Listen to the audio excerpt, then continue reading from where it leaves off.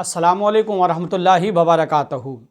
حضرت عیسیٰ روح اللہ کا گزر جب ایک پہاڑ کی طرف سے ہوا، انہوں نے دیکھا کہ وہ پہاڑ جو تمام پتھروں سے علیحدہ ہے، اس کی چمک، اس کی دمک علیحدہ ہے، تو حضرت عیسیٰ روح اللہ ایک جگہ ٹھہر گئے۔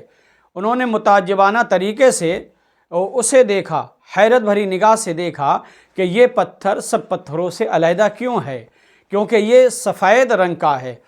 حضرت عیسیٰ روح اللہ اس پتھر کو دیکھ رہے تھے، وہیں ہاتف سے آواز آئی، ندائے غیبی آئی کہ اے عیسیٰ، اے روح اللہ، اسے حیرت بھری نگاہوں سے کیا دیکھ رہے ہو؟ حضرت عیسیٰ روح اللہ نے کہا، اے میرے مولا، اے پروردگار عالم، اے خلاق عالم، میں اس پتھر کو دیکھ رہا ہوں۔ کہا، اس سے حیرت والی چیز بھی دیکھنا چاہو گے؟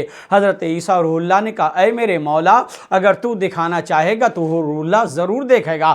اللہ کے حکم سے جب وہ پتھر پھٹا تو حضرت عیسیٰ روح اللہ نے دیکھا کہ ایک شخص جو ہے وہ اسی پتھر کے اندر ماشاءاللہ بہت ہی خوبصورت اور سفید و شفاف ہے، وہ اس کے اندر بیٹھ کر کیا کر رہا ہے کہ اس کے ہاتھ میں ایک سبز ٹہنی ہے، یعنی ایک شاخ ہے، اور اس شاخ میں جو ہے بہترین اور لذیذ اس میں انگور ہیں۔ وہ شخص بیٹھ کر وہ اس میں تناول فرما رہا ہے۔ حضرت عیسیٰ روح اللہ نے اس شخص سے سوال کیا کہ آپ یہ کب سے ہیں اور اللہ کی یہ نعمت عظمیٰ سے آپ مالا مال ہو رہے ہیں؟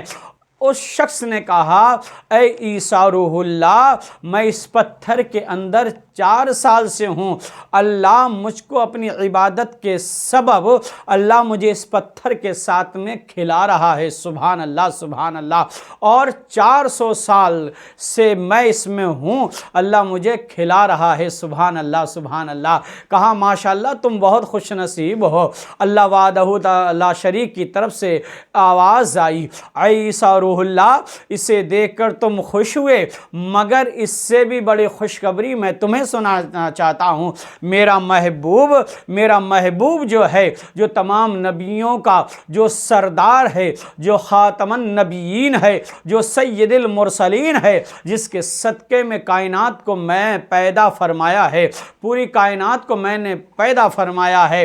اب سنو، جب میرے محبوب کی امت یہ تو 400 سال عبادت کر رہا ہے اور اس کو یہ لطف اندوز ہو رہا ہے، مگر میرے محبوب کے امت کو میں ایک ایسی رات عطا فرماؤں گا، وہ شعبان المعظم کی 15ویں رات ہوگی، 15ویں شب ہوگی۔ اللہ وحدہ لا شریک نے فرمایا، یہ 400 سال کی عبادت اور وہ ایک شب کی عبادت، میں رب العالمین اس بندے کو ان 400 سالہ عبادت سے زیادہ نمازیں پڑھنے کا ثواب، عبادت کا ثواب عطا فرماؤں گا۔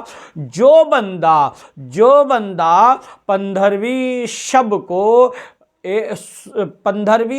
کو جو رات گزارے اس حالت میں کہ فجر کی نماز پڑھے، تو اللہ وحدہ لا شریک اسے 400 سال کی عبادت سے بڑھ کر ثواب عطا فرمائے گا۔